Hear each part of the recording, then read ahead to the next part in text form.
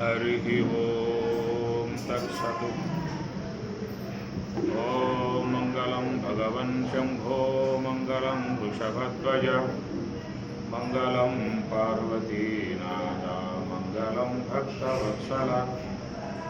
ओंकारं बिन्दुसंयुक्तं नित्यं ध्यायन्ति योगिनः कामदं मोक्षदं तस्मात् ओंकाराय नमो नमः।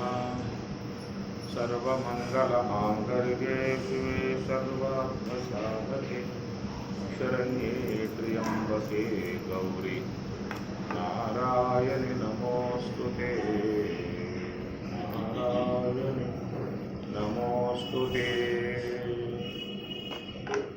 स्कंदोपनिषत्तु स्कंद उवाच अच्युतोऽस्मि महादेव तव कारुण्यलेशतः विज्ञानघन एवास्मि शिवोऽस्मि किमतः परम् न निजं निजवद्भाति अन्तःकरणजृम्भणात् अन्तःकरणनाशेन संविन्मात्रस्थितो हरिः। न निजं निजवद्भाति अंतःकरणजृम्भणात्। నిన్నటి రోజున అంతఃకరణ జృంభణ అంతఃకరణ జృంభణం అన్న అంశం మీద అంతఃకరణం అంతః అంటే లోపల ఉన్న అంతః లోపల ఉన్న కరణం అంటే పనిముడు. మరి అంతఃకరణం అనేటువంటి మాట మనకి భగవద్గీతలు ఎక్కడ వాడవాలి?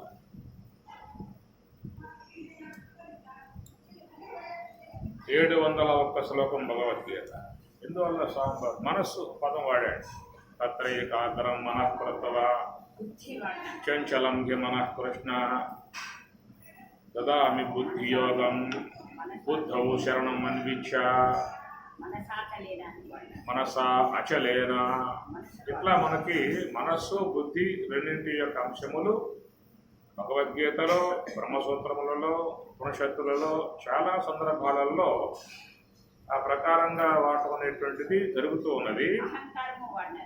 అహంకారం అన్నీ వస్తాయి. అన్ని అహంకారము మనస్సు బుద్ధి అహంకారం చిత్తం. చిత్తం అనే పదం కూడా గీతలో 10వ అధ్యాయంలో అత చిత్తం సమాధాతం అని చెప్పాడు కాడ.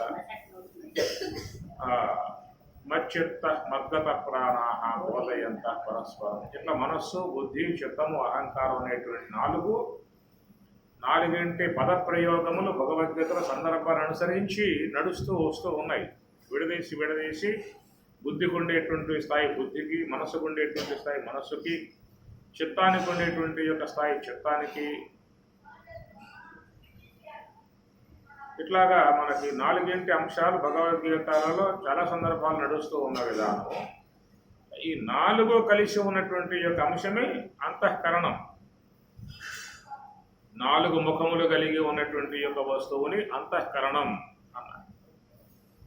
ఈ అంతఃకరణం యొక్క విధానములు ఆయన అంతఃకరణం అనేటువంటి పదప్రయోగం చేస్తూ జృంభణ అంతఃకరణ జృంభణ అని చెప్పన్నారు. దాన్ని అనుసరించి నిన్న మనకి సాగినటువంటి ఒక అంశము మనసు అనేటువంటి దాంట్లో అనేక జన్మలుగా చేరి ఉన్నటువంటి సంస్కారములు. ఆ సంస్కారములు హిమవత్ పర్వతములాగా పెరిగిపోయి ఉన్న విధానము. ప్రతి ఒక్క వ్యక్తి ఎందుకు కూడా సజీవముగా జీవనదిగా ఎట్లా గంగ ప్రవహిస్తూ ఉన్నదో ఆ ప్రకారముగా మనలో కూడా ఒక జీవనదిగా ప్రవహించేదిగా ఒక ఆలోచన ప్రవాహం ఒకటి సాగుతూ ఉన్నదనేటువంటిది. ఆలోచన ప్రవాహం అనేటువంటి దానికి ఏంటంటే స్వతసిద్ధముగా తనకు తానుగా దాన్ని ఆపుకునే ప్రయత్నం అది చేయదు. మనస్సులో జరుగుతున్నటువంటి ఒక ఆలోచన సంబంధమై ఉన్నటువంటి ప్రవాహాన్ని తనకు తానుగా అడ్డగించుకోదు. దాన్ని ఉద్దేశించి శాస్త్రకారులు కూడా సంకల్ప మానసం కర్మ అనే పదం వాడేసేసారు. సంకల్ప మానసం కర్మ దాని యొక్క స్వాభావిక ప్రవృత్తి విధానము. రెండో మాట కూడా సంకల్ప వికల్పాత్మకం మనః అని కూడా వాడారు. సంకల్పములే కాదు, సంకల్ప వికల్పాత్మకం మనః, రెండు పనులు కూడా మనసు చేస్తున్నట్టు విధానము. వికల్పము అనేటువంటి మాటను పతంజలి కూడా తన సూత్రాలలో ఆ పదప్రయోగం చేశాడు. ప్రమాణ విపర్యయ వికల్ప నిద్ర స్మృతి పంచవృత్తయ అని చెప్పనంటూ అక్కడ వికల్ప ఆ ఐదింటిలో వికల్పం కూడా చేర్చాడు ఆయన గారు. ప్రమాణ విపర్యయ వికల్ప నిద్ర, వికల్ప నిద్ర, ప్రమాణ విపర్యయ వికల్ప నిద్ర స్మృతి పంచవృత్తయ. కనుక పంచవృత్తులు అనే విధానంగా చెప్పినప్పుడు వికల్పం అనే పదం ఆయన వాడాడు. అయితే ఆ వికల్పము అనేటువంటి దానికి ఆయన చెప్పినటువంటి అర్థం ఏంటంటే శబ్ద జ్ఞానానుపాతి వస్తు శూన్యో వికల్ప అన్నాడు పతంజలి. శబ్ద జ్ఞానానుపాతి వస్తు శూన్య వికల్ప. ఆ వికల్పమునకు ఆయన సూత్రం రచించాడు. ఏమిటి వికల్పము అని చెప్పారంటే శబ్ద జ్ఞాన అనుపాతి. మనం ఒక శబ్దాన్ని విన్నప్పుడు ఆ శబ్దాన్ని అనుసరించి ఆ మనసు యొక్క పోకడ, ఆ మనసు అనేది అట్లాగా పోతుంది. ఆ పోవటాన్ని వికల్పము. శబ్ద జ్ఞాన అనుపాతి వస్తు శూన్య.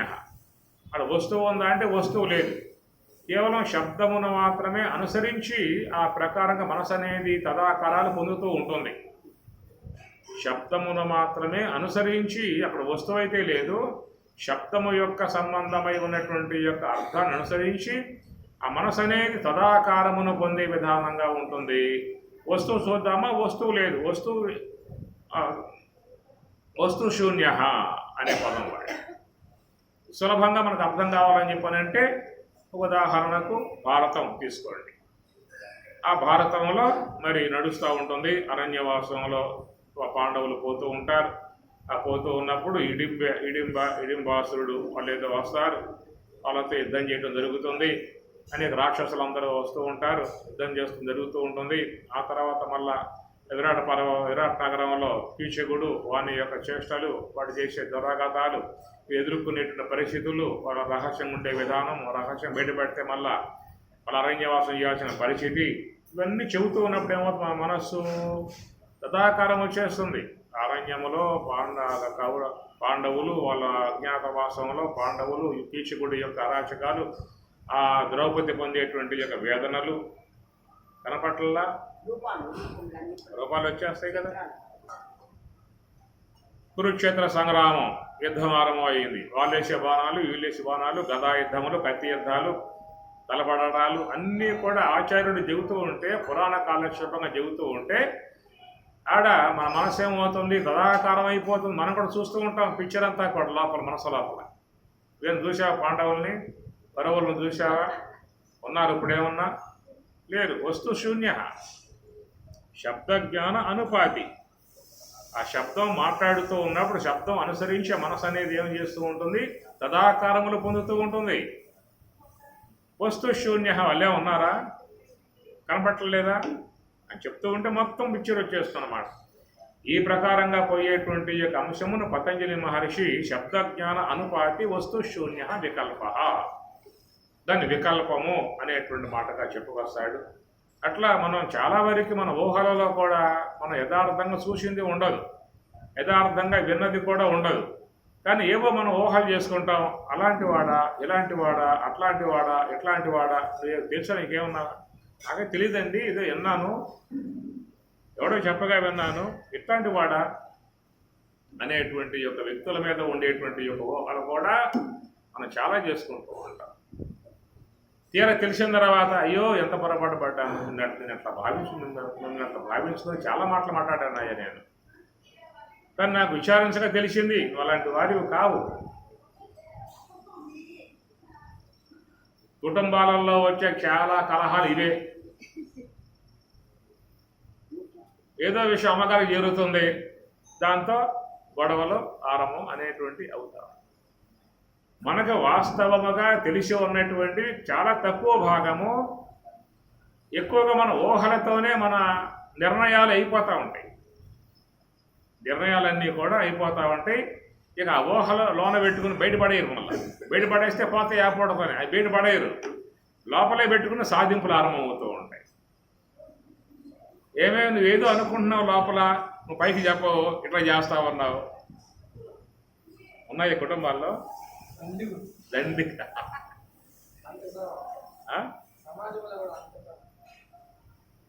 అవి పైకి వస్తే బయటపడితే అప్పుడు తేలిపోతుంది. దానికి వాస్తవం ఏమిటో అవాస్తవాలు ఏమిటో తేలిపోతుంది. కడుక్కోవడం అవుతుంది, ఫ్రెష్గా ఉండడం అవుతుంది, మంచిగా జీవించే విధానం ఉంటుంది. అవేం బయటకు వచ్చి పడవు, లోపల మాత్రం పెట్టుకుంటారు. ఆ తర్వాత అక్కడి నుంచి చర్యలు మాత్రం కనబడతా ఉంటాయి అన్నమాట. వికల్ప వస్తు శూన్య వికల్ప శబ్దజ్ఞాన అనుపాతి. ఎవడో చెప్పాడు, చెవిలో పడేశాడు ఆ పని, ఆ పడింది అట్లాగే ఉంటుంది. ఇక ఆ తర్వాత ఇక ఆరంభం అవుతుంది అన్న.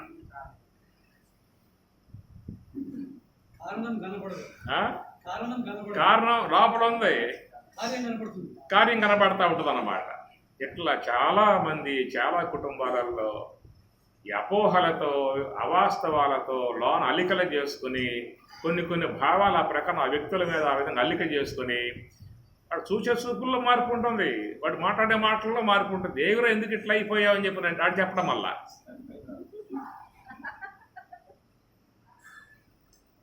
అరే బయట పడేరా కాస్త అది చూద్దాం దాన్ని అని చెప్పడం. వాడు నాకు తెలుసులేని సంగతి తర్వాత చూస్తా ఉంటాడు. తర్వాత ఎందుకు పెంచేసుకుంటాడు అన్నవాడు. చాలా లోకంలో చాలా ఉన్నాయన్నమాట. ఇది వికల్ప సంబంధమై ఉన్నటువంటి జీవన విధానం. సంకల్ప వికల్పాత్మకం మనః. సంకల్పాలని చెప్పినట్టు ఏమిటి? మన జీవితంలో ఎన్నో చూసాము, విన్నాము, కలిసాము, వాళ్ళతో మాట్లాడుకున్నాము. ఆ సంబంధమై ఉన్నటువంటి యొక్క ఆ సన్నివేశాల సంబంధమై ఉన్న ముద్రలన్నీ మనసులో ప్రింట్ అయ్యాయి కాబట్టి అవి మళ్ళా పైకి వస్తూ ఉంటాయి, అంతే, ఇంకేం లేదేక. సంకల్పాలు అని చెప్పనంటే గతంలో మనం విన్నవి, చూసినవి, తిన్నవి, వాళ్ళతో మాట్లాడినవి ముద్రలు ఉన్నాయి కదా, అవి రిపీట్ అవుతూ ఉంటాయి అన్నమాట. అవన్నీ కూడా రిపీట్ కావటం సంకల్పాలు. నిద్ర ఏమిటి? అది రిపీటే, అక్కడ వికల్పములు కాదు, అక్కడ రిపీట్ అవుతూ ఉంటాయి. మనం గతంలో ఎవరెవరితో విహరించామో వాటి సంబంధమై ఉన్నటువంటి రిపీట్ అవుతూ ఉంటే స్వప్నావస్థ. అందువల్ల ఈ ప్రకారంగా ఈ సంకల్పములు అనేటువంటివన్నీ కూడా మనసు నుంచి ఒక, నేను చెప్పుకున్నాం కదా, నదీ ప్రవాహముగా జీవనదిగా ప్రవహిస్తూ ఉన్నది. ఆ జీవనదికి మనం వేసే సంస్కారాలు దాంట్లో ఉన్నాయి కాబట్టి అది పెరుగుతూ ఉంటుంది. అవి మళ్ళా సంకల్పాలుగా జాలువారుతూ ఉంటుంది. మనం వల్ల దాన్ని అనేక వ్యవహార కార్యముల ద్వారా సంస్కారం పెంచుతూ ఉంటాము. అది మళ్ళీ జాలువారుతూ ఉంటుంది. ఇట్లాగ ప్రవాహముగా మనస్సు అనే ఆలోచనల ప్రవాహంగా పోతూ ఉండేటువంటి దానం మనస్సులో ఒక ప్రవాహం ఉన్నదని చెప్పి నేను చెప్పుకున్నాము. తర్వాత ఏంటంటే రెండవది, మరి ఆ నెట్ ఎట్లా కరిగేది? ఆ నెట్టు కరగాలి కదా అని చెప్పన్న విధానముగా అనేక శరీరములు ధరించి ఆ శరీరముల ద్వారా సుఖమో, దుఃఖమో, వేదనో, బాధలో, రోగాలు, రుపులు ఈ దేహరూపం అనుభవిస్తున్న ప్రారంధముగా. కాబట్టి ఈ ప్రారంధముగా ఆ సంచిత కర్మలో భాగం తీసుకుని ఈ దేహరూపముగా మన జీవితంలో వచ్చేటువంటి యొక్క అనేక రకాలైనటువంటి యొక్క ఇబ్బందులు, సబ్బందులు, సమస్యలు, బాధలు, ఏడుపులు, నవ్వులు నడుస్తూ ఉన్నాయి. ప్రజెంట్ నడుస్తూ ఉన్నాయి. ఇవన్నీ ఏమిటని చెప్పనే మాటకి సంచితంలో భాగమే ప్రారంధముగా వచ్చి కూర్చున్నది. కనుక ఆ ప్రారంధముగా ఈ దేహము యొక్క సంబంధముగా లోకములో అందరూ చేస్తున్న పనే. నిన్న చెప్పిన పాయింట్ రెండు ప్రధానంగా. ఒకటేమో అది సంకల్పాల రూపముగా, ప్రవాహ రూపముగా పోతూ ఉండటం ఒకటి చెప్పాము. రెండవది ఆ సంచిత కర్మను పూర్తి చేయాలి.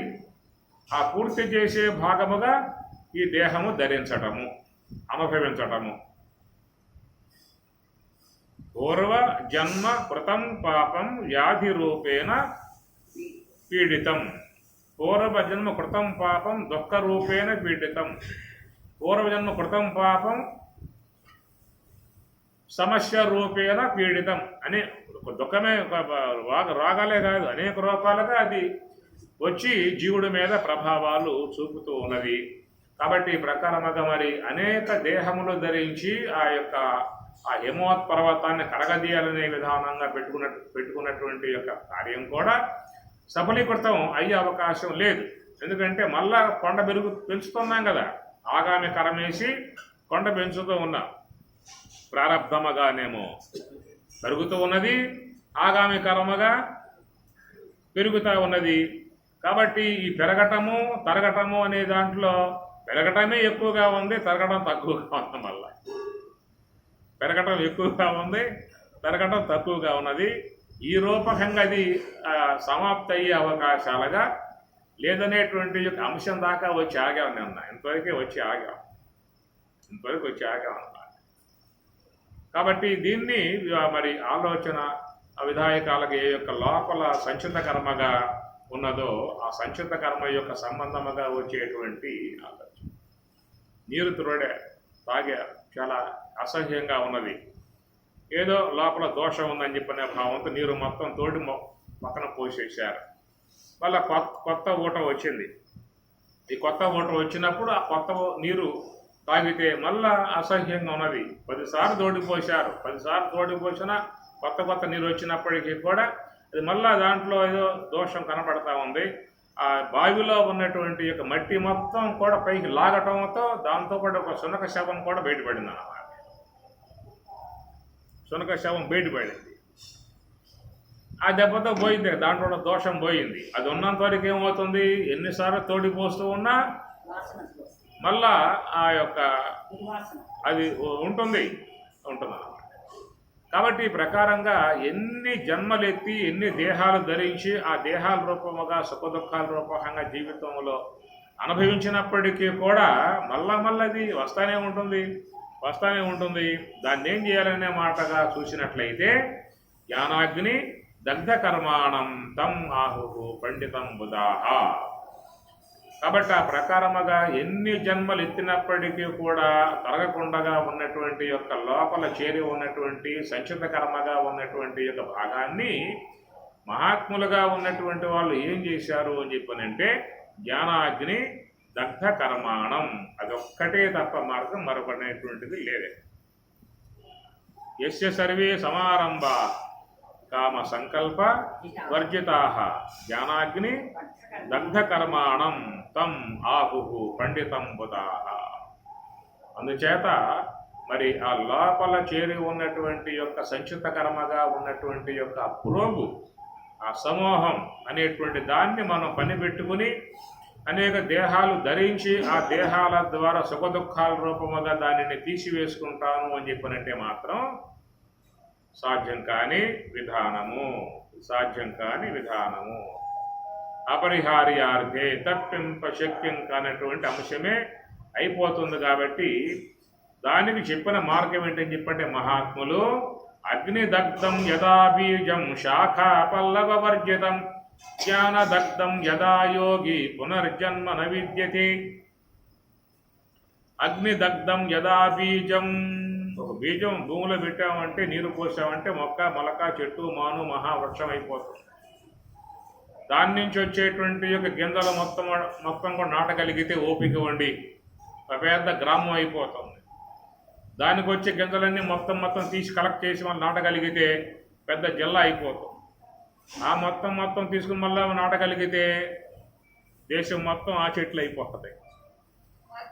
ఇంకా ఓపిక ఉండగలిగితే విదేశాల్లో కూడా తీసుకు పెట్టగలిగితే అక్కడ కూడా నీ పేరు మీద ఆ చెట్లను అక్కడ తొలిసే విధానం ఉంటుంది. ఒక్క బీజము నుంచి వచ్చేటువంటి యొక్క మొక్కలు విశ్వవ్యాపకమవుతాయి.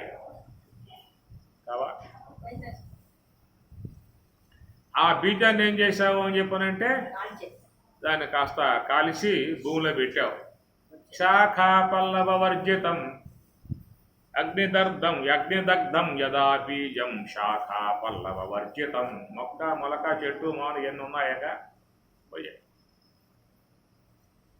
అట్లా ఒక బీజము నుంచి వచ్చేటువంటి యొక్క అంకురం అనేటువంటిది విశ్వవ్యాపక రూపం అయ్యే విధానం దాంట్లో ఉన్నది. ఆ ప్రకారముగానే లోన ఉన్నటువంటి యొక్క కర్మ బీజం అనేటువంటిది కొన్ని లక్షల కోట్ల దేహములను ధరించగలిగేటువంటి యొక్క సామర్థ్యం కలిగి ఉన్నది. ఆల్రెడీ దొరుకుతూ ఉన్న విధానమే. ఉండి ఉండి ప్రాణి యుగములు జనిమించు ప్రాణహాని లేదు ప్రళయమునను. ఉండి ఉండి ప్రాణి యుగములు జనిమించు. మన కొత్త వాళ్ళేం కాదు కదా.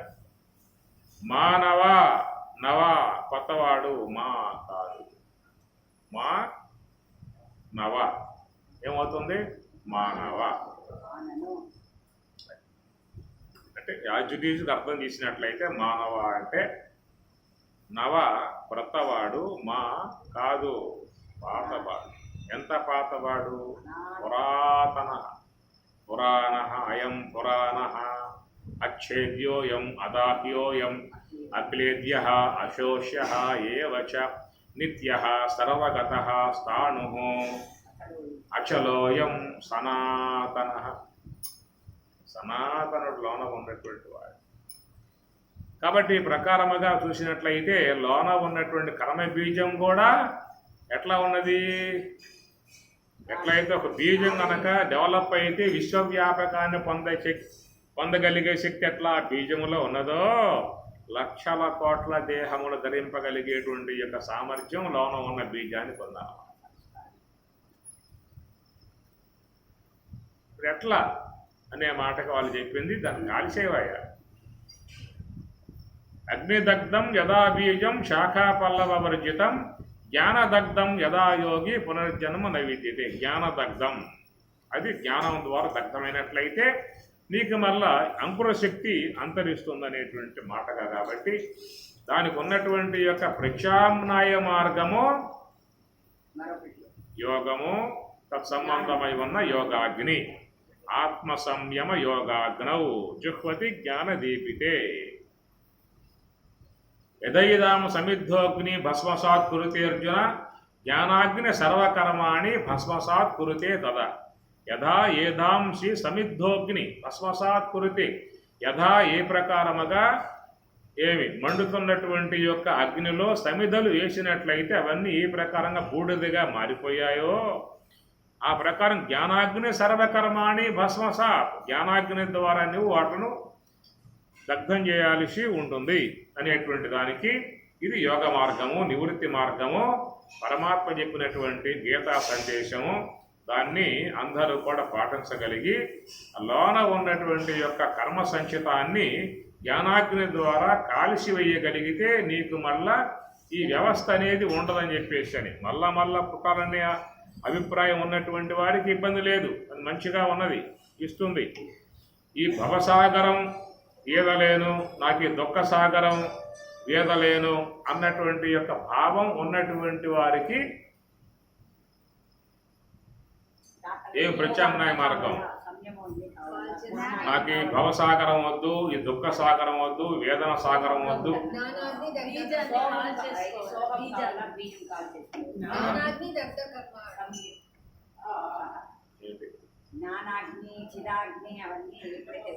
చిదాగ్ని అన్నా, జ్ఞానాగ్ని అన్నా, ఆత్మాగ్ని అన్నా, బ్రహ్మాగ్ని అన్నీ కూడా వర్తించేటువంటి యొక్క విధానము.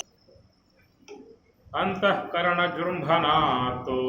కాబట్టి ప్రకారముగా మరి అంతఃకరణం అనేటువంటిది అది నిన్న కూడా మనం చెప్పుకున్నాం. సూక్ష్మ దేహాంశము అది ఆకాశాంశముతో ఏర్పడినటువంటి విధానము. ఆకాశం 2 భాగములయ్యను, 2 భాగాలు అర్ధభాగం అట్లాగే ఉండి మిగతా అర్ధభాగం 4 భాగములయ్యను. ఆ 4 భాగములే వాయువులో, అగ్నిలో, జలములో, పృథివిలో చేరి మనస్సు, బుద్ధి, చిత్తము, అహంకారం అయ్యను. దాన్ని ఆకాశ పంచకము టోటల్గా చూసినట్లయితే జ్ఞాత నుంచి మనస్సు, బుద్ధి, చిత్తం, అహంకారాలు కలుపుకుంటే మొత్తం కూడా ఆకాశాంశమే.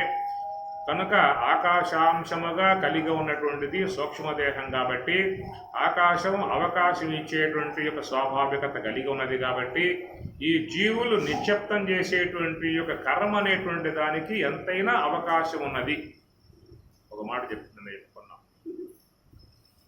ఎన్ని జన్మలుగా తాను సంపాదించే కర్మ అనేటువంటిది అంతయో కూడా ఎంత పెట్టినా కానీ సూక్ష్మదేహం యొక్క సంబంధ ఆకాశాంశం నిండదు. ఖాళీ నిండదు. ఎంతో పెట్టాం, ఎంత పెట్టినా ఇంకా ఖాళీ. దాంట్లో ఉన్నది పెట్టే కొద్దీ ఆ ప్రకారముగా కలిగి ఉన్నటువంటి యొక్క సూక్ష్మ దేహముకు అంతరాలలో మనం పెట్టినటువంటి కర్మను సంచిత కర్మ అని చెప్పిన అన్నాం. ఆ సంచిత కర్మ అనేటువంటి యొక్క భాగం ఎప్పుడు కూడా తరుగుతూ ఉందా అంటే మళ్ళీ పెరుగుతూ ఉన్నది. తరుగుతుందా అంటే ప్రారబ్ధ కర్మ రూపముగా తరుగుతూ ఉన్నా ఆగామి కర్మ రూపకముగా పెరుగుతూనే ఉన్నది, పెరుగుతూ ఉన్నది. ఇట్లాగా ప్రతి ఒక్క వ్యక్తిలో కూడా కలిగి ఉన్నది. ఆ యొక్క సంచిత కర్మ నుంచి శరీరాలు అనేటువంటివన్నీ పరంపరగా వస్తూ ఉన్నాయని చెప్పని ఈ విషయాలు చెప్పుకుంటూ ఈరోజు మనం చెప్పుకున్న విషయం ఏంటంటే మరి లోపల చేరి ఉన్నటువంటి దానిని పూర్తిగా ఇంకింపజేయాలి అంటే, దాన్ని పూర్తిగా లేకుండా చేయాలంటే మనకు శాస్త్రకారులుగా, మహాత్ములుగా, ఋషీశ్వరులుగా పరమాత్మ గీతలో చెప్పిన అంశాలు చూసినట్లయితే దానిని మీరు జ్ఞానాగ్ని ద్వారా కాల్చి వేసుకోవడం తప్ప మరొక మార్గం మీకేమీ లేదు.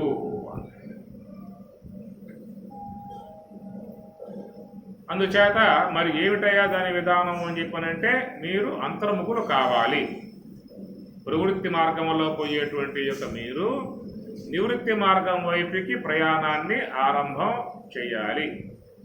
ఏమి కనుక లోకములో అందరూ కూడా చూసినట్లయితే ప్రకృతి పరంగా ప్రవృత్తి మార్గంలో పోయే విధానమే శ్రోత్రం చక్షు స్పర్శనంచ రసనం గ్రానం ఏవచ అధిష్టాయ మనశ్చాయం విషయాన్ ఉపసేవతే. అందరూ చేస్తున్న పని ఏంటంటే విషయాన్ ఉపసేవతే అన్నారు. పరాంచిఖాని యత్రుణత్ స్వయంభూ తస్మాత్ పరాత్ పశ్యతిన అంతరాత్మన్ అని కాటకవల్లి. పరాంచిఖాని సమస్త ఇంద్రియములు బయటికి పోవులాగా ఉన్నాయి కాబట్టి, బయటికి పోతున్న విధానంగా ఉన్నాయి కాబట్టి ఈ ప్రవృత్తి మార్గంలో పోయేటువంటి వాళ్ళుగా ఉన్నటువంటి వాళ్ళు అంతరాత్మన్న పశ్యతి, లోన ఉన్నటువంటి యొక్క ఆత్మస్వరూప దర్శనాన్ని, ఆత్మ యొక్క అనుభవాన్ని, ఆత్మైక్య సిద్ధిని పొందే అవకాశం వాళ్ళకి. తస్మాత్ అంతరాత్మన్న పశ్యతి కశ్చిత్ ధీర పృచ్చగాత్మానం ఐచ్ఛదు. ఒకనొక ధీరుడు ఆత్మ యొక్క స్వరూపానుభవాన్ని పొందాలనే అపేక్షతో ఆవృత్త చక్షు అమృతత్వం ఇచ్చను, బయటికి పోయేటువంటి యొక్క మనోబుద్ధ్యాదులను లోనికి మరలించాడు అని చెప్పని ఉపనిషత్తు చెబుతూ ఉన్నది. కాబట్టి అదే భావాన్ని భగవద్గీత టోటల్గా చెప్పింది అన్నమాట. కాబట్టి సాంఖ్యయోగము, కర్మయోగము, జ్ఞానయోగం, ఆత్మ సంయమ యోగం, విజ్ఞాన యోగం, అక్షర పరంపర అన్ని యోగాలని చూసినట్లయితే నువ్వు యోగివిగా తస్మాత్ యోగి భవార్జున. అలాగా నువ్వు యోగివిగా ఉన్నటువంటి యొక్క నీవు యోగివి కాగలిగితే మనస్సుని హంస యొక్క ఆశ్రయంలో ఉండి నివృత్తి మార్గంలో ప్రయాణింపజేయగలిగితే అట్టివారు అనాత్మను దాటి స్థూలదేహము, సూక్ష్మదేహము, కారణదేహముకు అనాత్మను దాటి నీవు ఆత్మానుభవాన్ని పొందగలుగుతూ ఉన్నావు. అట్టి ఆత్మస్థితి, బ్రాహ్మీ స్థితి పొందినప్పుడు ఆడ కలిగేటువంటి యొక్క యోగాగ్ని ద్వారా, బ్రహ్మాగ్ని ద్వారా మరి లోపల అనాదిగా చేరి ఉన్నటువంటి కర్మవాసనలను ఆ జ్ఞానాగ్నిలో కాల్చివేయటం కారణముగా ఇక వాళ్ళకి ఈ రాకడా పోకడా, ఈ భవసాగరము, దుఃఖ సాగరాల నుంచి అపార సంసార సముద్ర మధ్యే సన్మజ్జతో మే శరణం కిమస్తి అని ప్రశ్న వేసుకుంటాడు శంకరాచార్యుల వారు. ప్రశ్నోత్తరి మన్రత్నమాల, ప్రశ్నోత్తరిలో ప్రశ్న సమాధానంగా సాగే విధానంలో తొలి శ్లోకం ఇది. తొలి ప్రశ్న అపార సంసార సముద్ర మధ్యే సమ్మజ్జతో మే శరణం కిమస్తి. అయా మహానుభావ, అపార సంసార సముద్ర మధ్యే, అపారమై ఉన్నటువంటి సంసార సముద్రం, సంసార సాగరం, మృత్యు సంసార సాగరాత్ భవామి నచిరాత్ పార్థ. పరమాత్మలో భక్తి యోగంలో మృత్యు సంసార సాగరాత్, స్వామివారైతే మృత్యు సంసార సాగరము అన్నాడు. ఇంకో మహాత్ముడు దుఃఖ సంసార సాగరము, సంసార సాగరం ఘోరం తర్తుం ఇచ్చతి యః నరః గీతానావం సన్నాసాధ్య పారం యాతి. గీతానావం పారం అసాధ్య. కాబట్టి ప్రకారంగా అందరూ కూడా దాంట్లో ఈదులాడుతూ ఉన్న విధానం కాబట్టి అపార సంసార సముద్ర మధ్యే సమ్మజ్జతో. సమ్మజ్జత మునగానం తేలానా, మునగానం తేలా, ఇది అందరు చేస్తున్న పని. మునుగుతారు, మన పైకి తేలుతారు, మునుగుతారు. కుడి తొట్టి మీద ఎలుక తారట్లాడతాం, కుడి తొట్టి పశువులు తాగే కుడితనమాట. తారట్లాడుతూ కాలు జారి పోయి అమ్మ దాంట్లో పడిందా. ఎందుకు పోవాలి అక్కడికి? తారట్లాడుతా ఉంది, కాలు జారి లోన పడింది. అమ్మాయి లోనకు పోయింది, లోపలికల్లా పోయి చచ్చాను అని చెప్పాను. బయటకు వచ్చింది, అది ముట్టి బయట పెట్టింది, గాలి పీల్చుకుంది, ఆ బతికే అని చెప్పాను. మళ్ళీ లోపలికి పోతుంది, చచ్చాను అని చెప్పాను. మళ్ళీ కొంచెం బయటకు వచ్చి ముట్టితో గాలి పీల్చుకోవటం, బతికి మునగటం. ఈ విధంగా సమ్మజ్జతో మే శరణం కిమస్తి, నాకేమిటయ్యా శరణం అని ప్రశ్న. గురో కృపాలో కృపయా వదైతత్ విశ్వేశపాదాంబుజ దీర్ఘనౌక. గురో కృపాలో కృపయా వదయేతత్. అయ్యా నువ్వు గురువాక్యాలు ఉన్నాయి, మహాత్ముల వాక్యాలు ఉన్నాయి, అవన్నీ శ్రవణం చేయి, మహాత్ములు చెప్పిన మార్గంలో ప్రయాణం చేయి. విశ్వేశపాదాంబుజ దీర్ఘనౌక, దీర్ఘమై ఉన్నటువంటి నౌక ఉన్నది. విశ్వేశపాదాంబుజ, విశ్వేశ్వరుని యొక్క పాదాలని ఆశ్రయించు. తత్వం పాదములను ఆశ్రయించు. సోహం సహా అహం అనే పాదాలని ఆశ్రయించు. ఆశ్రయిస్తే నువ్వు భవసాగరం దాటే అవకాశం నీకు ఏర్పడుతుంది అన్నటువంటి విధానముగా మరి ఆ మహాత్ములు బోధించేటువంటి యొక్క సోహం యొక్క సూత్రాన్ని, హంస యొక్క ఆశ్రయాన్ని ఎవరైతే కలిగి ఉంటారో అట్టివాడికి మాత్రమే లోనికి పోయేటువంటి యొక్క అవకాశం ఏర్పడుతుంది. నువ్వు లోపలికి పోవాలి, లోనికి పోతేనే బ్రహ్మజ్ఞానం, బయటికి పోతే విషయ జ్ఞానం. అంతేనా? బయటికి పోతే బ్రహ్మజ్ఞానం, లోనికి పోతే విషయ జ్ఞానం అనుకుంటే కుదురుతుందా? లోనకు పోతే విషయ జ్ఞానం, బయటికి పోతే బ్రహ్మజ్ఞానం. అట్లాంటి ఇబ్బందులు ఏముంది? అందరూ బయటికి పోయేవాళ్ళ మన ఎప్పుడో తరించిపోయేవాళ్ళు. కాబట్టి బయటికి పోతే విషయ జ్ఞానం, లోనికి పోతే బ్రహ్మజ్ఞానం. బయటికి తీసుకుపోయేవి ఇంద్రియాలు, లోనికి తీసుకుపోయేది సూత్రం, హంస సూత్రం. హంస సూత్రం. గమాగమస్తం గమనాదిశూన్యం చిద్రూపదీపం తిమిరాపహారం యస్యామిదం సర్వజనాంతరస్థం నమామి హంసా పరమాత్మరూప. గమాగమస్తం, గమ ఆగమనం, గమ ఆగమనం. గమ్ అంటే పోవటం, ఆగమనం రావటం, పోవటం రావటం, పోవటం రావటం. మనసు యొక్క పని అన్నమాట. ఓకేనా? గమ ఆగమనం, రావటం పోవటం మనసు యొక్క పని. అంతేనా? దేని పని?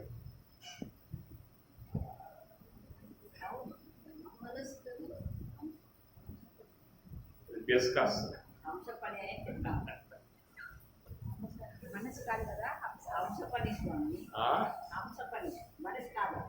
మరి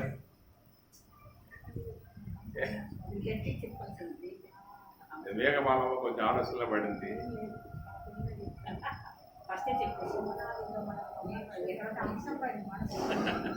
నా మాట నువ్వు చెప్పాలిగా.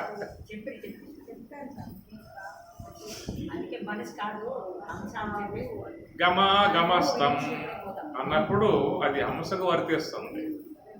గమాగమనం మనసు కూడా చేస్తా ఉంది. గమాగమస్తం గమనాది శూన్యం. ఆ ప్రకారం నిరంతరముగా సంచరించేటువంటి ఆ శ్వాస గమ ఆగమనం. గమ పోతుంది, వస్తుంది, పోతుంది, వస్తుంది. గమాగమస్తం, స్తం అంటే ఆగిపోవడం. ఆ గమనం చేసేటువంటి యొక్క హంస స్తం ఆగిపోయింది. ఎప్పుడు ఆగింది? ఎప్పుడు ఆగిందంటే నువ్వు ఆ మనస్సు యందు మనసు పెట్టావు, శ్వాస యందు మనసు పెట్టావు. ఆ శ్వాస ఆగటం కారణం ఏమైంది అంటే ఆ శ్వాస మీద మనసు పెట్టావు. శ్వాస మీద మనసు పెట్టుట. ఇంతకాలం ఇంద్రియాల మీద మనసు పెట్టావు.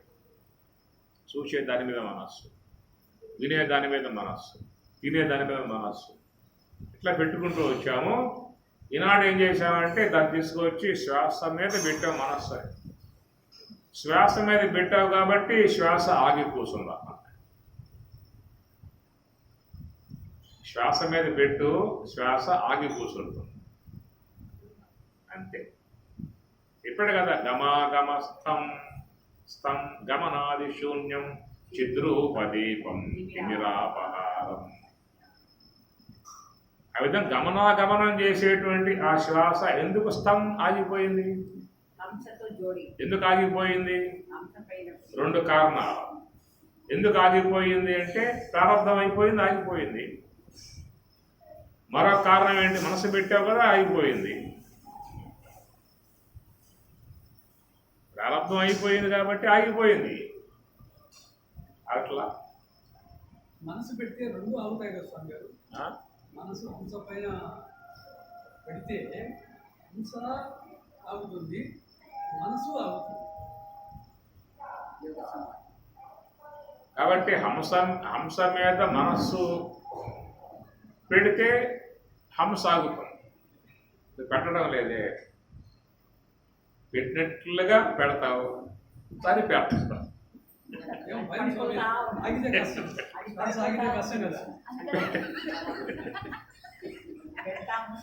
పెట్టినట్లుగా పెడతావు కదా, అసలు పెట్టింది ఎప్పుడు?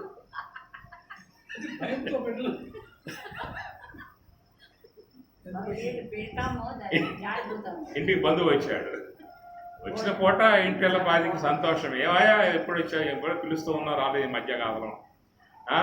రాలేదు, నువ్వు రమ్మంటున్నావు, రాలేదు నువ్వు. ఎప్పుడు వచ్చావు? సంతోషం మాకు, మా ఇంటిలో అందరూ ఆనందంలో వచ్చినందుకు అనేది ఏంటంటే ఈ పూట ఉంటుంది.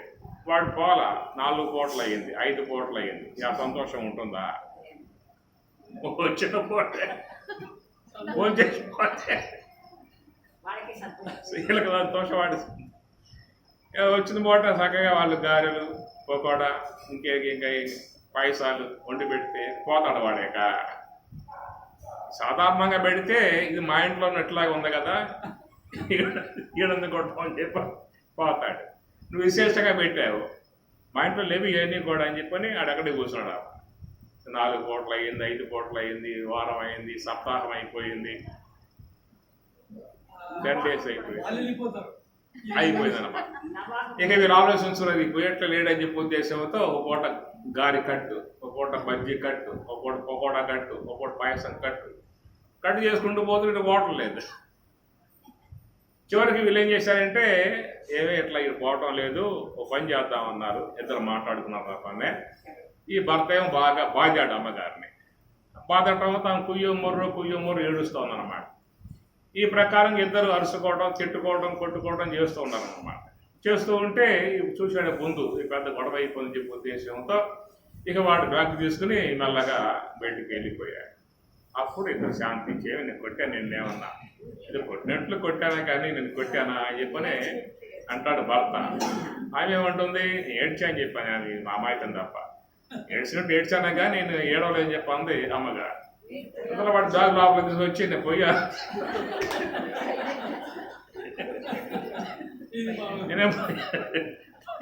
పోయానని చెప్పాను. పోయినట్టు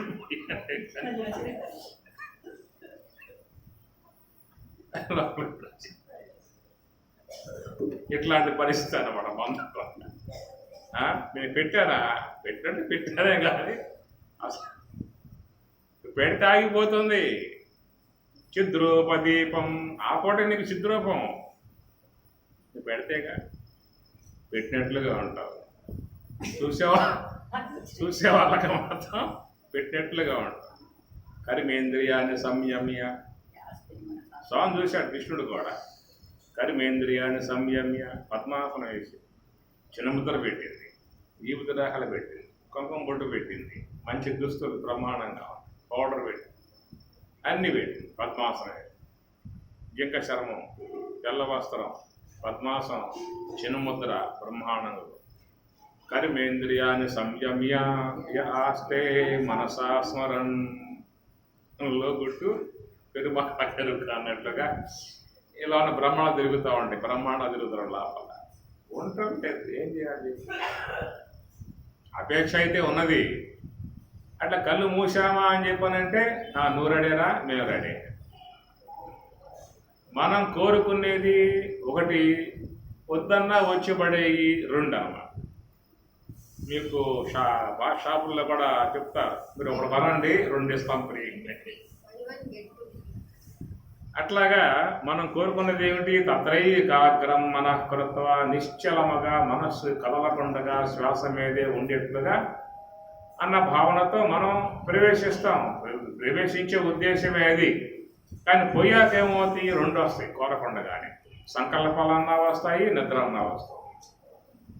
ధ్యానం చేసే వాళ్ళల్లో చాలా వరకు 90% పైగా ఆలోచనలన్నా నిద్ర అన్నా 2 వస్తాయి. పిలవలేదే, పిలవని ప్రారంటాలి 2 నుంచి కూర్చోవాలి. నేను కోరింది ఏమిటి? ఏకాగ్రత. అది ఎటుపోయిందో అర్థం కావట్లేదు. 2 వస్తూ ఉన్నాయి. అది ఎందుకు వస్తున్నాయి అట్లా మనకి? మనం కోరామా? రమ్మన్నామా? లేదు కదా. ఎందుకు వచ్చాయి చెప్పు? ఎందుకు వచ్చాయి? వాటికి మనసుకు నిరోధన శక్తి లేదు. ఎందుకు వచ్చాయి? ఎందుకు వచ్చాయి అనే మాట చూసినట్లయితే, పగలంతా ఏం చేస్తున్నావు? ఆలోచనలు. పగలంతా ఏం చేస్తున్నావు? ఆలోచనలు. రాత్రంతా ఏం చేస్తున్నావు? నిద్రపోతావు. రాత్రంతా ఆ ప్రాక్టీసు, పగలంతా ఈ ప్రాక్టీసు. బలపడ్డాయి. ఆలోచన చేయకుండగా పగటి పూట ఎవరైనా సమయం గడిపారా? చెప్పండి నాకు. ఫోన్ చేస్తూ ఉన్న ఆలోచనలే, నుంచుని ఉన్న ఆలోచనలు, నడుస్తూ ఉన్న ఆలోచనలే, ఎక్కడ కూర్చున్న ఆలోచనలే, ఏదో ఒక ఆలోచనలే. 2 వ్యక్తులు కూర్చుంటే ఏం మాట్లాడో గమ్మును కూర్చున్నావు? బెల్లం కొట్టు రాయిలాగా ఏం చెప్పేది లేదా? కదిలిస్తారు. ఏదన్నా 2 ప్రశాంతంగా ఉండొచ్చుగా. 2 పక్కన కూర్చున్నప్పుడు మాటలు లేకుండా శ్వాసను గమనిస్తూ కూర్చోవచ్చుగా. కూర్చుంటారా? ఏదైనా మాట్లాడావు, ఊరికి గమ్మును కూర్చున్నావు, ఏదో మాట్లాడు. ఏం మాట్లాడాలి? ఏం దగ్గర లేవే, ఏదో జ్ఞాపకం చేసుకో.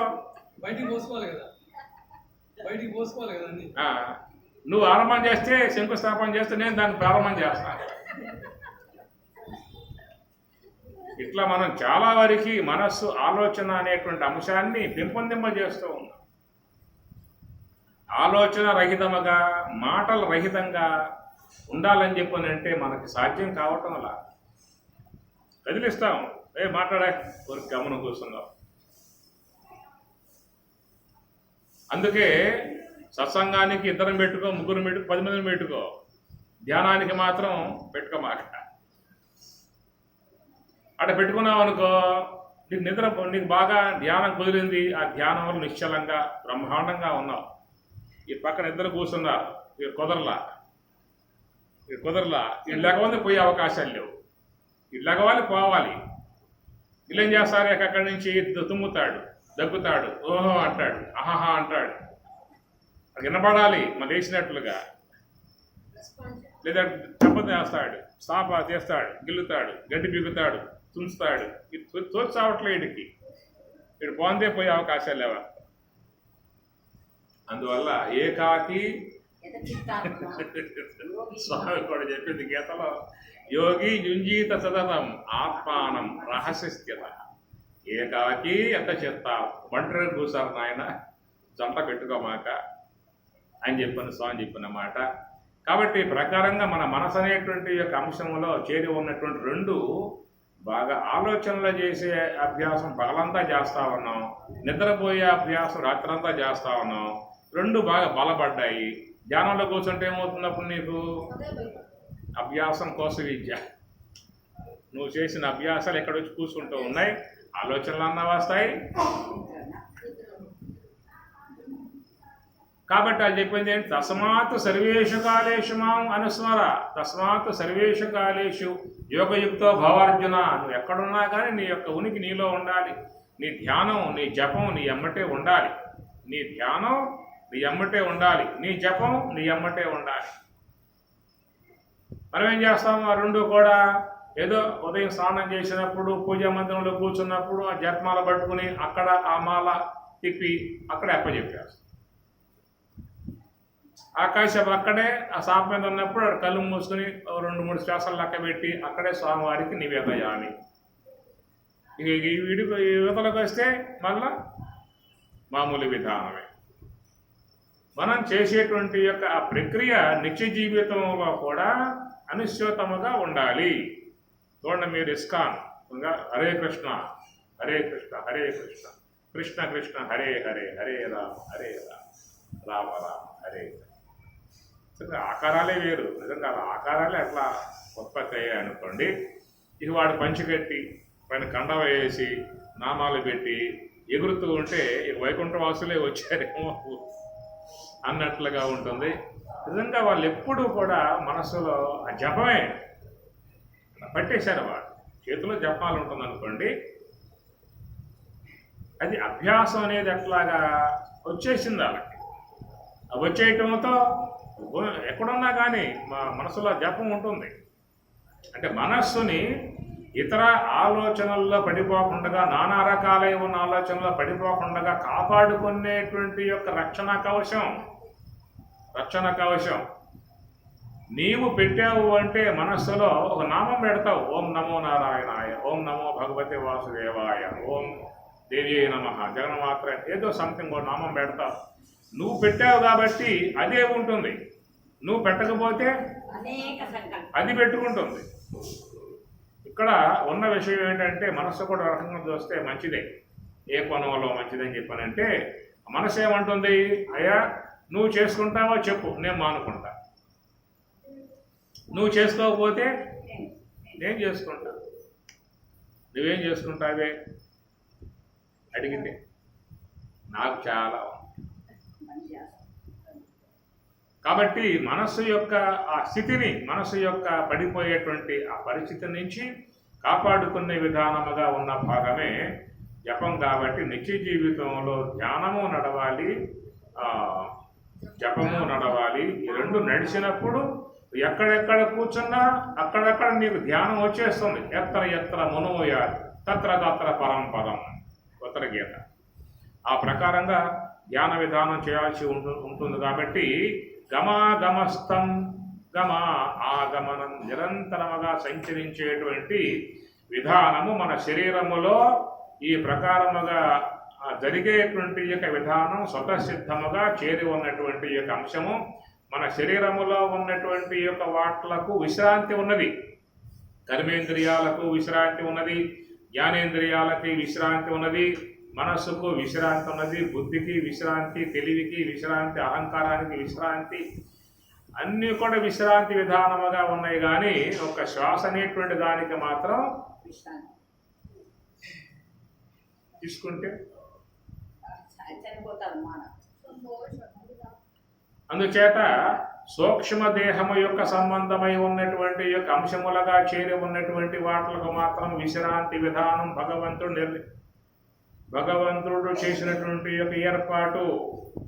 నువ్వు పెట్టుకున్నావా? సూక్ష్మ దేహములో ఉన్నటువంటి ఇంద్రియములకు విశ్రాంతి పొందేటువంటి విధానం గల అవకాశం శాసనం సర్వేశ్వరుడు చేసిన అంశం అది.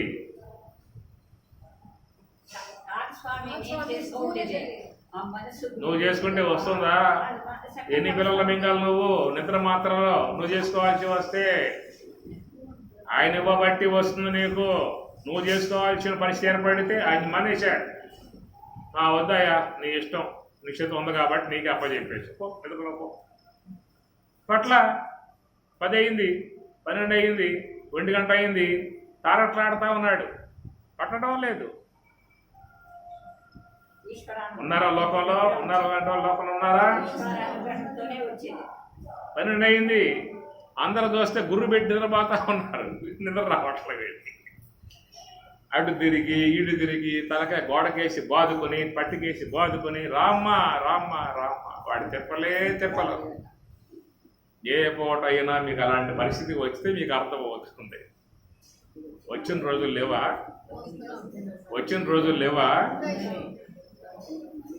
నిన్న మొన్న వచ్చేసింది అనుకో, అలాంటి రోజులు లేవా అంటే ఉన్నాయి. అమ్మా రామ్మ నిద్రా దేవత, మన పొద్దున్న నాకు పనులు ఉన్నాయి, వంట చేయాలి, ఇల్లు చెమ్మాలి, పిల్లలకి స్కూల్కి పోవాలి, నిద్రపోతూ ఉంటే ఏం చేస్తా పని ఇంట్లో? రామ్మ రామ్మ రామ్మ అంటావు. కనుక ఆడొస్తుంది మనం. కాబట్టి అది ఈశ్వరుని చేతిలో ఉన్న అంశము కాబట్టి నీకు అట్లాగా భోంచేసా. కొంతమంది అండి అట్లా భోంచేశారా, తలకాయ ఎండుకు వాలిశారా, గురి పెట్టారా, అదృష్టవంతులు ఉన్నారు అట్లా లోకంలో ఉన్నారు. కొంతమంది అయితే గంట సేపు అయినా తారట్లాడాలి, అంటే ఇటు తారట్లాడాలి, ఏవో జ్ఞాపకాలు వస్తాయి. సరే ఒక గంట తిప్పలు పడితే మళ్ళీ ఎమ్మటే వస్తుంది. ఈశ్వరుడు ప్రసాదించిన అంశం అది. నీకుగా నువ్వు ఏదో పడుకుంటాకు వచ్చింది అనే విధానంగా కనుక ఉన్నట్లయితే, ఆయన కనుక వెనక్కి వెళ్ళిపోయినట్లయితే, నీ ఇష్టమో నువ్వు పడుకుంటా, నీకు వస్తుంది కదా, నేనేంత కలగ చేసుకొని నేనని చెప్పి ఉద్దేశం వెనక్కి పోయాడా అని చెప్పానంటే, ఇక నిద్ర మాత్రలో పావు మాత్రతో ఆరంభమవుతుంది. తర్వాత అర్ధమాత్ర అక్షరాన్ని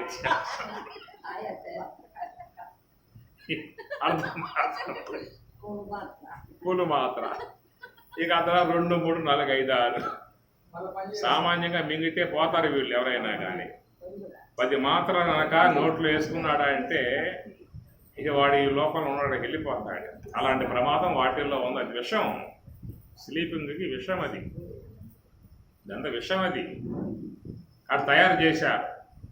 అందుచేత మరి అలాంటి వాళ్ళకి, అలాంటి వాటికి లోనై వీళ్ళు మరి అలాంటి వేసుకోకపోతే తప్ప నిద్ర రాని పరిస్థితిగా ఉన్నటువంటి వాళ్ళ ఇబ్బంది ఎంత దుర్భరమో, ఎంత దుఃఖదాయకమో.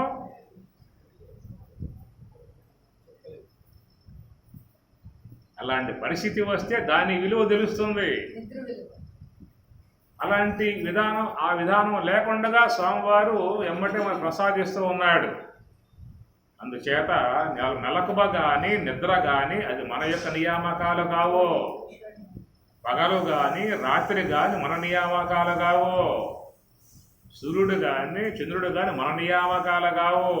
అవన్నీ ఈశ్వర నియామకత్వంలో ఆయన అట్లాగా సెట్ చేసేసాడన్నమాట.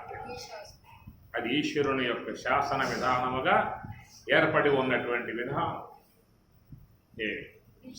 చూడండి, ఇప్పుడు కాశీపట్నం ఉన్నది దాదాపుగా ఒక 5 లక్షలు అనుకోవచ్చా జనాభా, దాదాపుగా సుమారుగా అనుకో. 5 లక్షల మంది రాత్రిపూట నిద్రలోకి పోయిన విధానంలో ఎవరైనా మిస్ అయ్యారా? నిద్రలో పోయాడు, రాలేదు అన్న విధానం ఏ కుటుంబంలోనైనా ఉన్నదా? ఒకవేళ కనుక ఆ విధముగా నిద్రలోకి పోయిన వాళ్ళు 100 మంది రాలేదు అన్న విషయముగా మొన్న పేపర్లో వచ్చింది.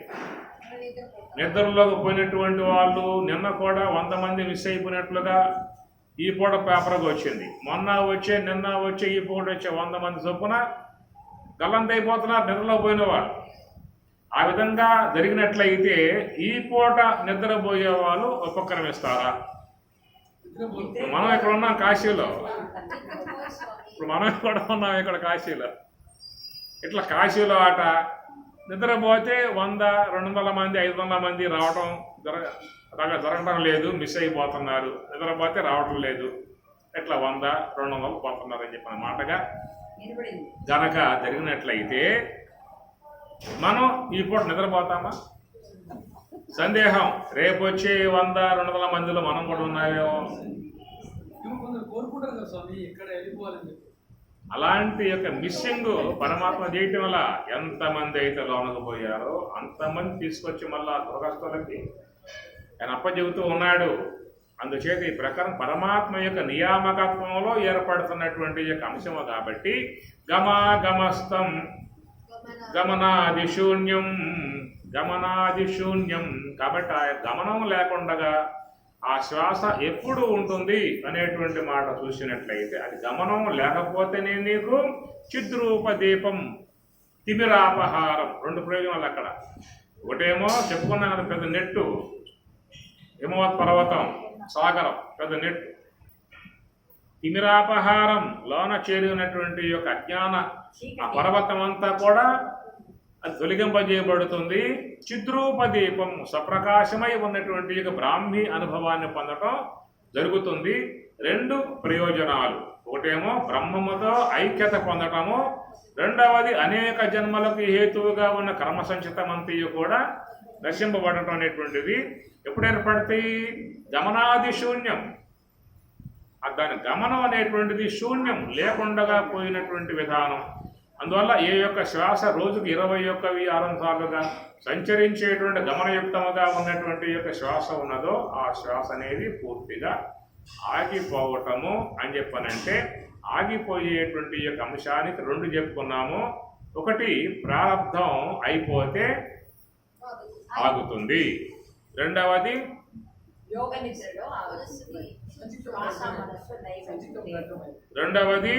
సూక్ష్మదేహములో ఉన్న సంచిత కర్మ నశింపబడితే ఆగుతుంది.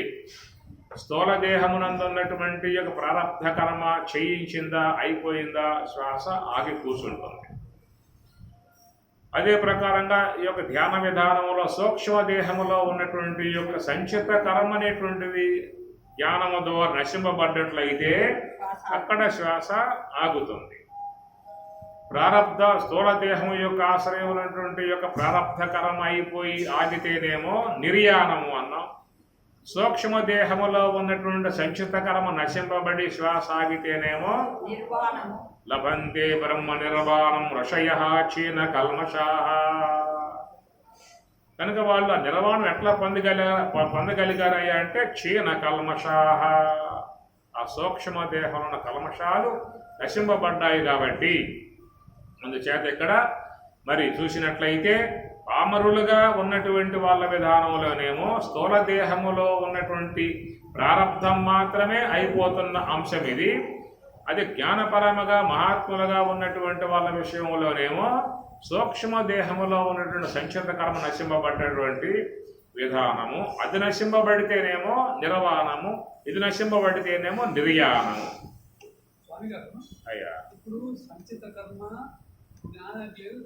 జ్ఞానాగ్నిచే దగ్ధమైపోతున్నా, ప్రారంభము అనుభవంతో దగ్ధమైపోతుంది, అప్పుడు శ్వాస లాగిపోతాయి. సంచిత కర్మ ముందే దగ్ధమైపోయి ఇంకా ప్రారంభం మిగిలిపోతే అటువంటి సన్నివేశం ఉంటుందా? అదే ఉన్న సన్నివేశం ప్రారంభం నశించదు. మహాత్ములకి ధ్యానము ద్వారా నివృత్తి మార్గములో జ్ఞానాగ్ని ద్వారా సూక్ష్మదేహములో ఉన్నటువంటి సంచిత కర్మ నశింపబడ్డప్పుడు ప్రారబ్ధం అట్లాగే ఉంటుంది. ప్రారబ్ధం సవపు ఇత్యేషా మనీషా మమ, మనీషా పంచకం శంకరాచార్యుల వారు. కాబట్టి ఆ ప్రకారముగా ధ్యానములో ఉన్నటువంటి వారు యోగ సమాధి యందు సమస్త సంచిత కర్మ నశింపజేసినప్పుడు సంచిత కర్మతో పాటు ప్రారబ్ధం కూడా నశింపబడి ఉన్నట్లయితే ఇక వాళ్ళు బయటకు వచ్చే అవకాశం లేదేక. లోనకు పోయారు, సంచితము అంతరించింది, దేహం పడిపోయింది. ప్రారబ్ధం అంతరించింది, ఈ దేహం పడిపోయింది. సంచితం అంతరించింది, సూక్ష్మదేహం నశించింది. ఇక దాంతో వాళ్ళ బయటకు వచ్చే పరిస్థితి లేదేక. ఆ బయటకు రాకపోవడం కారణంగా నీకు ఎవరు చెప్తారు? ఇక బ్రహ్మతత్వాన్ని గురించి బ్రహ్మబోధ ఎవరు చెబుతారు? సాధన ఎవరు చెబుతారు? ఎవరైనా ఒకవేళ ఈ విధంగా బ్రహ్మజ్ఞాన విషయముగా చెప్పేవాళ్ళు వచ్చినట్లయితే ఆ మాటలు అబద్ధం అవుతుంది. ఎందువల్ల? వాళ్ళు పొందలేదు కదా, పొందితే రారు కదా. వాళ్ళు పొందలేదు, పొందకనే మాట్లాడుతున్నారు. పొందాడు అంటే రాడు కదా, పొంది ఉంటే రాడు కదా. అలాంటి అంశాలు అక్కడ వస్తాయి మళ్ళా. కాబట్టి అక్కడ మహాత్ముల విషయంలో సంచితం అంతరిస్తుంది, ప్రారబ్ధం ఉంటుంది. మన విషయంలో ప్రారబ్ధం అంతరిస్తుంది, సంచితం ఉంటుంది. సంచితం అంతరించి ప్రారబ్ధం ఉంటే అది ఏ దశ? జీవన్ముక్త అవస్థ. ఏషా బ్రాహ్మీ స్థితి పార్థ నైనాం ప్రాప్తి విముఖ్యతి స్థిత్వాస్యాం అంతకాలే బ్రహ్మ నిర్వాణం. వాళ్ళు ప్రారబ్ధం ఉన్నంతకాలం జీవన్ముక్తులుగా ఉంటారు. ప్రారబ్ధం అయిపోయిన పూట విదేహముక్తులై నిర్వాణాన్ని పొందే విధానం ఏర్పడుతుంది. కాబట్టి ఈ ప్రకారముగా గమాగమస్థం గమనాది శూన్యం. ఆ గమనము శూన్యం అనేటువంటి యొక్క అంశం కాడ ఏమొస్తుందని చెప్పనంటే అక్కడ నీవు గురు కరుణతో, గురువు యొక్క శాసనముతో, గురువు ఆజ్ఞతో మనసును చొప్పించావు అన్నమాట. మనసును చొప్పించడం కారణముగా శ్వాసగాడ అది ఆగి కూర్చున్నది. ఇదొక ప్రక్రియ, అది విధానం లోపల స్వాభావికంగా ఏర్పడి ఉన్నది. అందులో ఎవరు మనసు శ్వాసతో పెట్టినా కానీ ఆ మనస్సు ఆగుతూ ఉంటుంది, ఆ మనసు ఆగటంతో శ్వాస ఆగుతుంది. ఈ మనస్సు శ్వాస రెండు ఆగితేనే దాన్ని యోగ సమాధి అనే పేరు పెట్టడం జరిగింది. అందుచేత మనస్సు మనకైతేనేమో మనస్సు ఆగటము ఉన్నది, మనకు శ్వాస ఆగటం అనేటువంటిది ఉన్నది. విడివిడిగా ఆగుతాయి. మనస్సు ఆగితే సుషుప్తి అవస్థ అన్నాం, శ్వాస ఆగితే మరణావస్థ అన్నాం. ఈ రెండు కూడా మరి ప్రతి ఒక్క వ్యక్తి జీవనం విధానంలో అనాదిగా అనుస్యూతముగా సాగుతున్న అంశం. మనస్సు ఆగటము, శ్వాస ఆగటము రెండు కూడా ప్రతి ఒక్క వ్యక్తికి జీవితంలో ఉన్నాయి. కాబట్టి మనస్సు ఆగటం వల్ల సుషుప్తి అవస్థ అన్నాం, శ్వాస ఆగటం వల్ల మరణావస్థ అన్నాం. మనస్సు ఆగటం వల్ల నిద్రావస్థ అన్నాం, శ్వాస ఆగటం వల్ల మరణావస్థ అన్నాం. లేవా? ఎవరికి లేవా?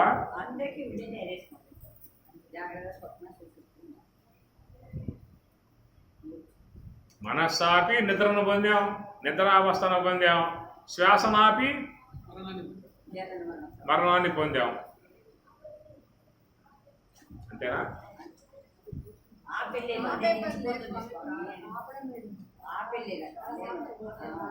చూడు ఎట్లా మాట్లాడుతున్నారు, అంత జట్టలు.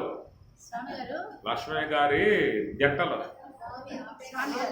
ఇప్పుడు ప్రారంభము అంటే నువ్వు జట్టలు ఉన్నాయి ఇక్కడ. చెప్పు. శ్వాస ఆగితే మరణం కాదు. శ్వాస ఆగితే మరణం కాదు. శ్వాస ఆగితే బ్రహ్మనిష్ట అయ్యే బ్రహ్మంలో లీనమని. శ్వాస రెండు ఆగిపోతే అందులో శ్వాస మనం ఆగదు. శ్వాస పోతే మరణం, శ్వాస ఆపితే కాదు. అందుకనే ఆగిపోతే మరణము, మనం ఆపితే ప్రారంభిస్తాం. కానీ మనసు శ్వాస ఆపితే ఆపితే అని అన్నారు.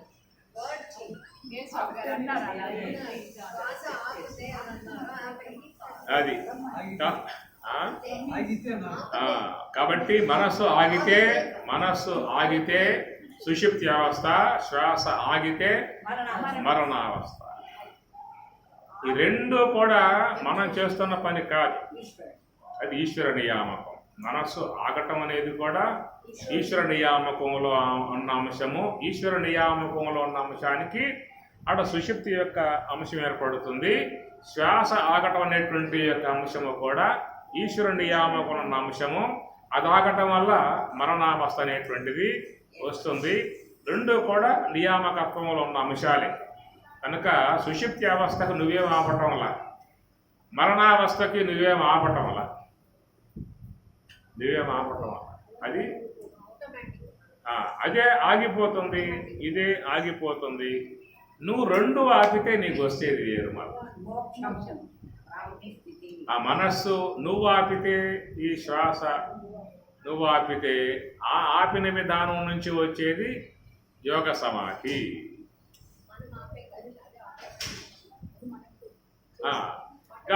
గమస్థం గమనాదిశూన్యం చిద్రూపదీపం తిమిరాపహారం యస్యామిదం సర్వజనాంతరస్థం నమామి హంస పరమాత్మరూప.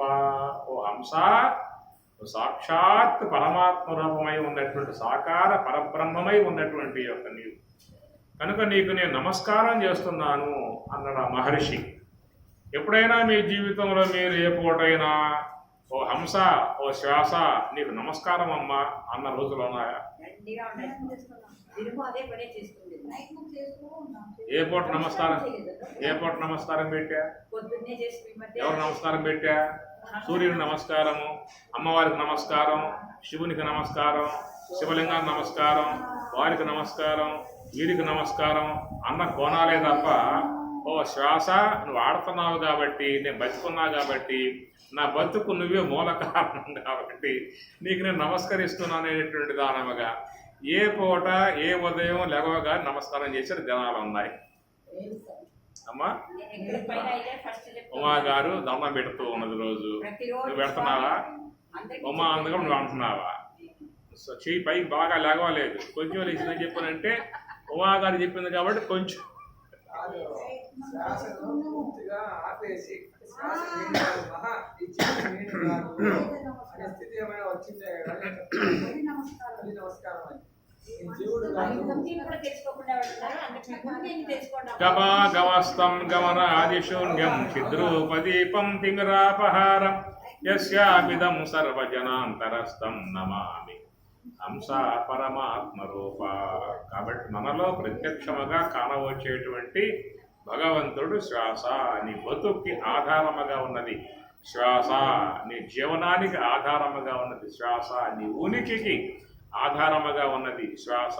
భగవత్ సన్నిధిలో నుంచి పుడుతూ ఉన్నటువంటిది శ్వాస. నిరాకరుడుకు బ్రహ్మమునకు సాకారమూర్తిగా ఉన్నటువంటిది శ్వాస. అలాంటి ఆ శ్వాసకు మహాత్ములు నమస్కారం చేసే విధానముగా ఉన్నది. ఈ ప్రకారముగా మరి ఆ యొక్క ఏం చెప్పుకున్నామని చెప్పానంటే నన్నిజం నిజవద్భాతి అంతఃకరణ జృంభణం. అంతఃకరణం అనేటువంటి యొక్క భాగములో నాలుగు ముఖాలు చేరి ఉన్న అంశమది. కాబట్టి మన జృంభణం అనే పదం వాడల, బుద్ధి జృంభణం అనే పదం వాడల, అహంకార జృంభణం. ఇట్లా మనస్సు, బుద్ధి, చిత్తము, అహంకారం వేరువేరుగా మీకు ఉపనిషత్తులు భగవద్గీతలలో చెప్పుకొచ్చిన అంశము. ఇక్కడ మాత్రం ప్రత్యేకంగా అంతఃకరణం అనే పదం వాడటంతో అది ఏంటంటే నాలుగింటికి చేరి ఉన్నటువంటి యొక్క కోడలి, 4 వీధుల కోడలు అన్నమాట. అక్కడ ఆ భాగములో మనం ఆ యొక్క అంతఃకరణములో ఒక అంశముగా చేరి ఉన్నటువంటి మనస్సు అనేటువంటి కోణము నుంచి మనం ఆరంభం చేశాం. ఆ మనసు అనేటువంటి యొక్క భాగం ఏంటంటే ఆకాశాంశముతో చేరి ఉన్నటువంటి అంశం అది.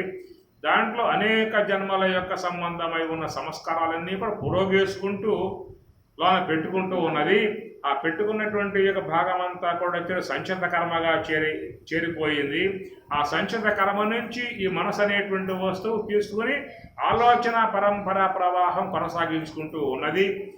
అది ఆ ప్రకారం అది చేస్తూ ఉంటే మనమేమో ఆ భాగము నుంచి ప్రారంధముగా కొంత భాగం తీసుకుని దేహం రూపకంగా ధరించి ఈ దేహము ద్వారా జీవితంలో సుఖము, దుఃఖము, లాభము, నష్టము, జయము, అపజయం, వేదన, బాధలు, రోగాలు, సమస్యలు, దుఃఖాలు, నానా రకాలుగా ఉన్నటువంటి కర్మను ఈ దేహ రూపకంగా మనం అనుభవిస్తూ ఉన్నాము. ఆ యొక్క అంశాన్ని మనస్సేమో సంకల్ప మానసం కర్మ అనే విధానము ప్రవాహ రూపకంగా సాగిపోతూ ఉన్నది అనేటువంటిది. అట్టి ఆ ప్రవాహం ఆపగలిగితే ఆ కొండ పూర్తిగా నశింపగలిగే అవకాశము జ్ఞానాగ్ని దగ్ధ కర్మాణం అనేటువంటి విధానముగా చేరే అవకాశం ఉంటుంది. నువ్వు ఆ పని చేయకపోతే మాత్రం తెస్తుంది, పడేస్తుంది, మళ్ళా నువ్వు దాన్ని తీసుకొని అనుభవిస్తూ ఉంటావు. తెస్తుంది, పడేస్తుంది, మళ్ళీ ప్రారంభముగా తీసుకుని దేహం ధరించి అనుభవిస్తూ ఉంటావు. మళ్ళీ తెస్తుంది.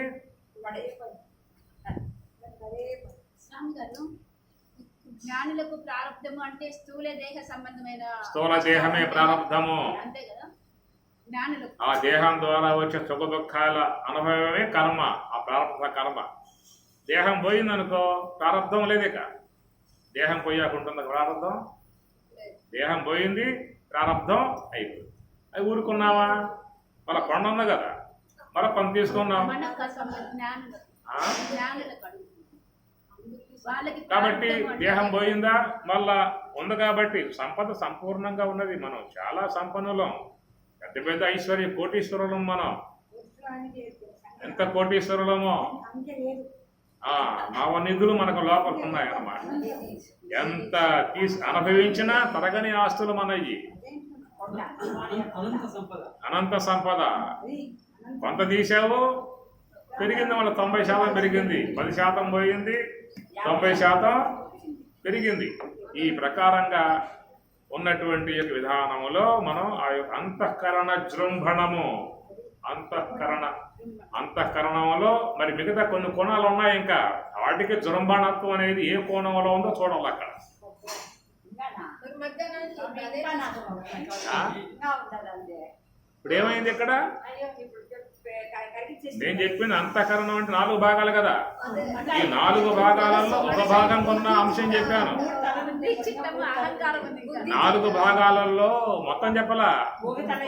ఒక 4 బ్రహ్మ అంటే ఏమిటి? చతుర్ముఖ కదా.